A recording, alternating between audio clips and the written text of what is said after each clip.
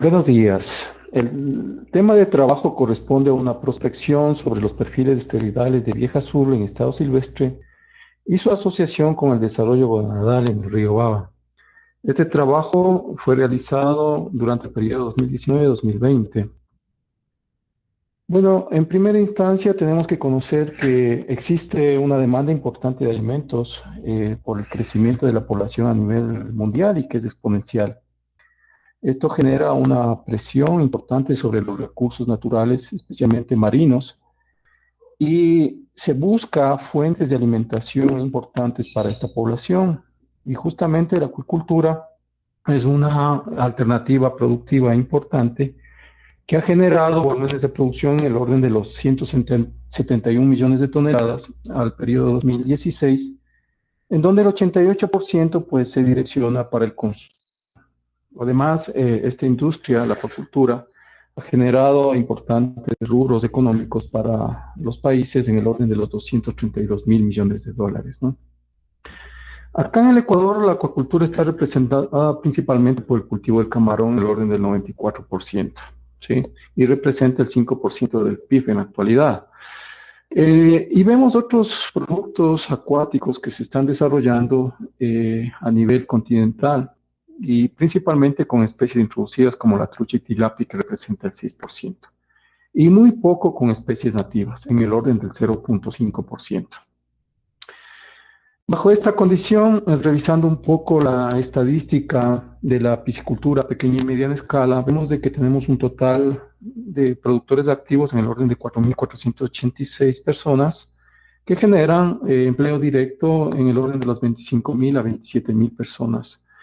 Y se están dedicando al cultivo de 9 especies, entre las principales, pues trucha, tilapia y muy poco con especies nativas, ¿no? Entonces, entre ellas estamos hablando justamente de Andinocara regulatus como una de las especies altamente demandadas en el subtrópico occidental ecuatoriano. Entonces vemos de que bajo esta condición también la tasa de consumo per cápita, ¿no es cierto?, de fuentes de proteína de origen animal está dada principalmente la demanda en pollos, carne de cerdo, carne vacuna, y que representa 17,63 per cápita, ¿no? En productos acuáticos, básicamente en el orden de 1,62, pero vemos un incremento hasta 3,08 en algunas especies de interés importante. Entonces, algo interesante dentro de la estadística, vemos una estabilidad de consumo para productos dulceacuícolas en el orden de 1,43, pero en algunas regiones, como en la provincia de Los Ríos, Santo Domingo de los Áchilas, Esmeraldas, tenemos un consumo importante sobre los 10 kilogramos persona año.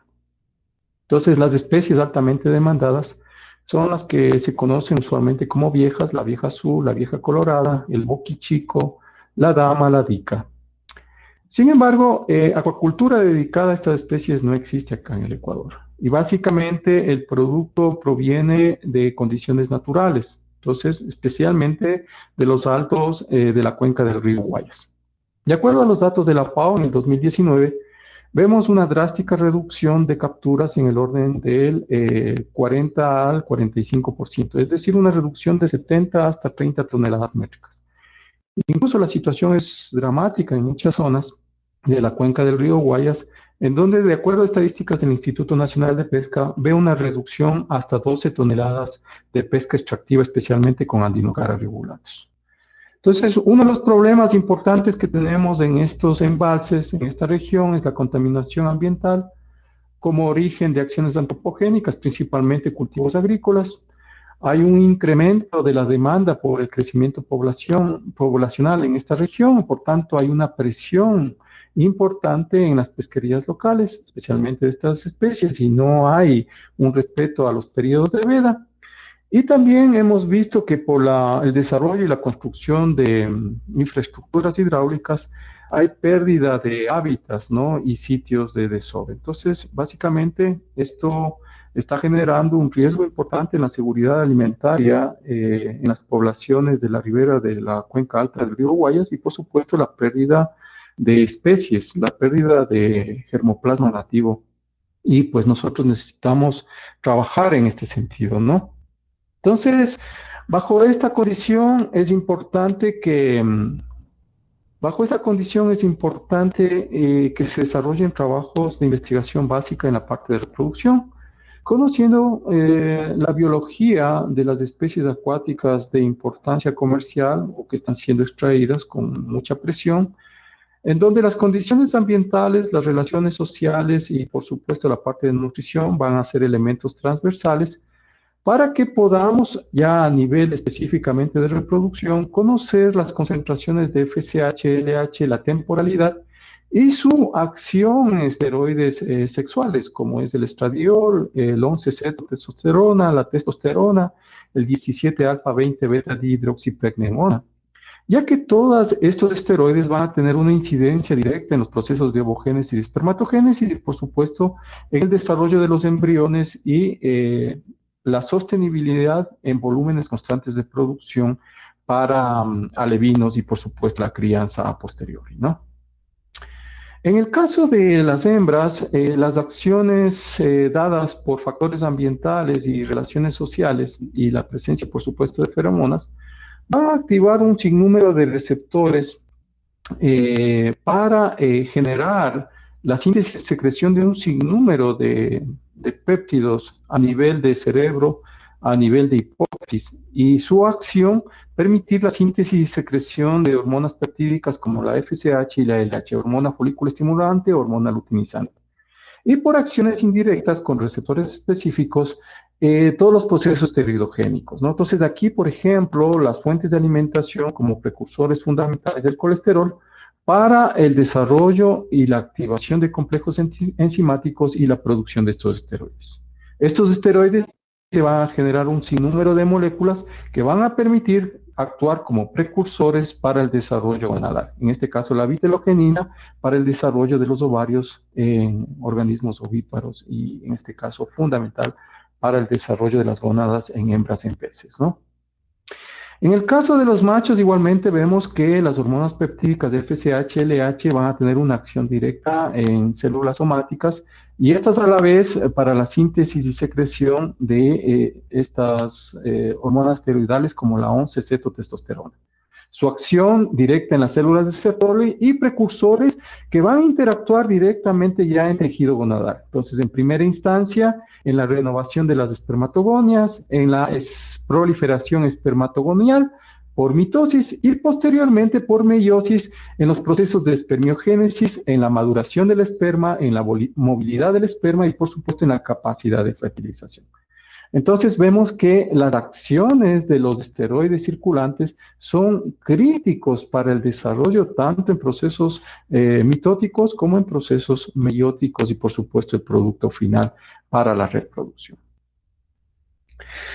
Es así que para mejorar la acuicultura a pequeña escala con un enfoque a la sustentabilidad de las pesquerías locales, la investigación en cíclidos nativos es transversal, ¿no?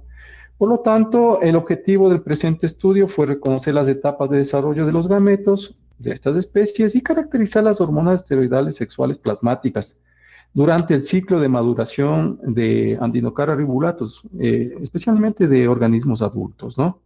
Entonces, el lugar de investigación fue el proyecto multipropósito BABA, que tiene una conexión con la represa San Francisco del Peripa, y pues el área que se maneja pues en esta zona de estudio fue aproximadamente de 1.032 hectáreas.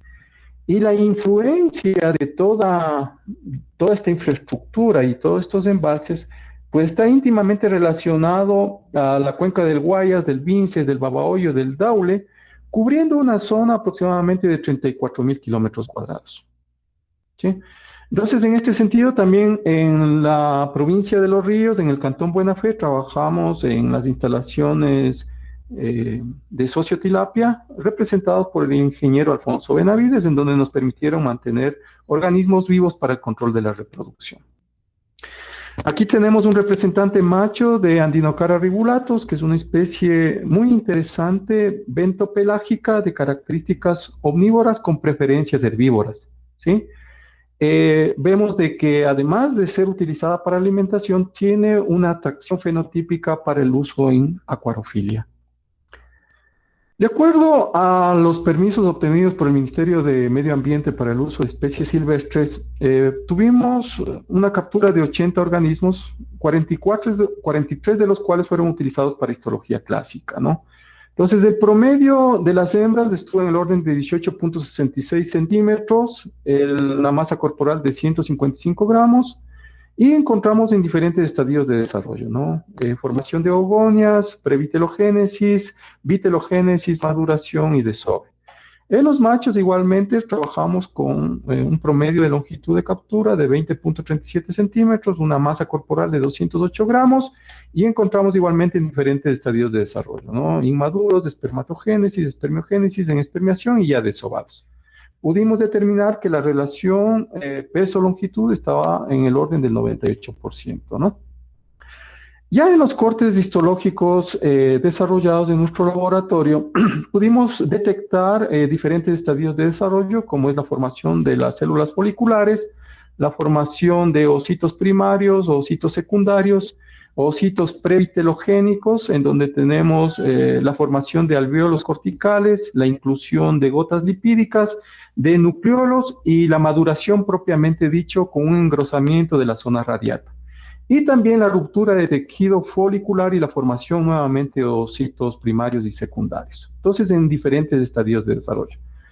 Esto nos dio una clara seña de que es un organismo asincrónico y bajo esta condición vamos a tener diferentes momentos de desove por grupos, ¿no? Entonces, eso permite tener una producción continua en los embalses correspondientes siempre y cuando el organismo llegue a su fase de maduración final, ¿sí? En los machos igualmente detectamos 4 estadios por estos cortes histológicos, como evidenciamos, la formación de las espermatogonias, igualmente en fase y en procesos de división celular, fases mitóticas, configurados igualmente a nivel de periferia de las espermatogonias por las células de Leydig y las células de Sertoli, ¿no? Entonces aquí tenemos ya propiamente diferentes tipos de espermatogonias, ya elongadas, otras cortas, en procesos igualmente mitóticos. Y aquí tenemos ya una espermiogénesis en fase de división meiótica y la liberación propiamente de los espermatozoides en el lumen de los testículos de estos organismos. A nivel de concentraciones esteroidales, pudimos dar cuenta que la mayor concentración de estradiol, básicamente detectados en periodos de invierno y verano, está en la etapa de previtelogénesis y vitelogénesis con concentración en el orden de los 500 hasta los 700 picogramos por ml, ¿no? Y la frecuencia de desoves también hay una variación importante en periodos de invierno y verano. Entonces hay un efecto directo por parte de la temperatura y la luminosidad en el desarrollo gonadal, ¿no? Entonces, bajo estas condiciones, vemos que las frecuencias de desoves en épocas de invierno pueden ir de 15 hasta 25 días y en épocas de verano aproximadamente entre 25 hasta 45 días, ¿sí? Otra proteína importante detectada en nuestra investigación fue la vitelogenina. Entonces, la vitelogenina es un precursor del vitelo y eso va a permitir en fases de previtelogénesis y vitelogénesis el desarrollo del ovario de forma normal. Entonces, aquí nosotros vamos a tener más de 1 millón de proteínas, RNA mensajeros, vitaminas, minerales, etcétera, que van a ser fuentes nutritivas para los futuros embriones. El peso de vitelogenina para la especie estuvo en el orden de 150 hasta 170 kDa. Igualmente vemos aquí las fluctuaciones de las concentraciones de vitelogenina bajo diferentes acciones externas, como es una acción extrínseca inoculando concentraciones importantes de estradiol y pituitaria de la misma especie, ¿no? Entonces es un organismo de características asincrónicas en donde las concentraciones de estradiol van a estar altas específicamente en periodos de previtelogénesis, vitelogénesis, afectando directamente estas proteínas de interés importante para los periodos de embriogénesis como es la vitelogenina, ¿sí?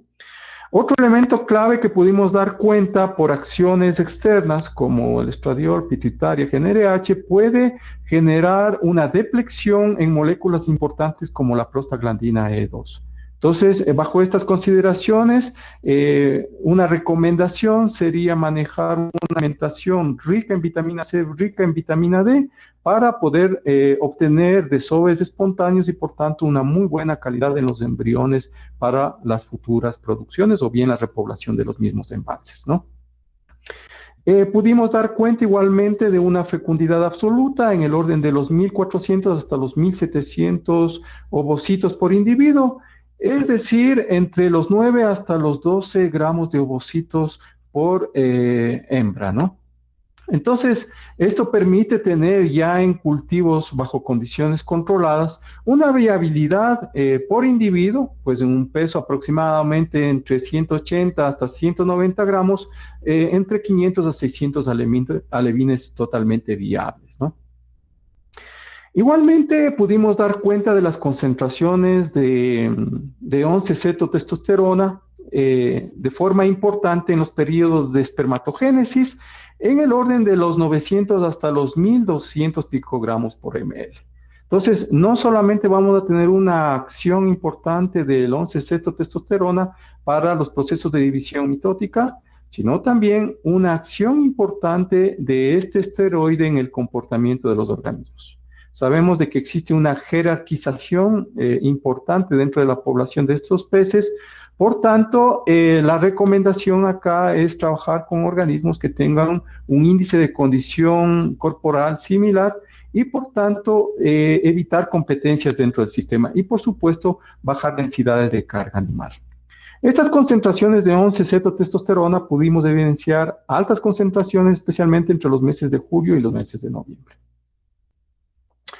En conclusión, pues este es un primer reporte de especies nativas, ¿no es cierto?, de las concentraciones de esteroides sexuales como es 11-keto y el estradiol, y que van a tener una acción directa en el desarrollo gonadal de las especies, ¿no? Es importante reconocer también de que la vitelogenina es una proteína que va a depender principalmente de las concentraciones de estradiol, y es un precursor que es fundamental para el desarrollo de los futuros embriones. Podemos también reconocer que es una especie que está en continuo proceso de reproducción, en donde la temperatura va a tener una acción directa en el desarrollo gonadal. Y por supuesto es un organismo de características asincrónicas. Estas características asincrónicas igualmente nos dan cuenta de que vamos a tener diferentes estadios de desarrollo de los ovocitos en el ovario, específicamente en las hembras. Y por último, es importante que se desarrollen metodologías y se haga el seguimiento de otros esteroides como el 17-alfa-20-beta-dihidroxipregnenolona y que van a tener una acción directa en los procesos de maduración y ovulación, especialmente para el control de la reproducción bajo condiciones controladas. Este es el trabajo que nosotros hemos desarrollado bajo el auspicio de la Secretaría de Educación Superior, Ciencia y Tecnología a través de la convocatoria inédita. Quiero agradecer a la empresa Sociotilapia por todo el apoyo que hemos recibido, al Vicerrectorado de Investigaciones de la ESPE, al Grupo RAE, y en especial al profesor Sang-Jong Lee y al profesor Manjunatha Bangepari de la Universidad de Sur Corea, que nos ha permitido tener una mejora en la calidad de la publicación y, por supuesto, en la inscripción de esta publicación en este magno evento. Este es el grupo de investigación. Para cualquier información, por favor, estamos a las órdenes al siguiente correo electrónico. Muchas gracias.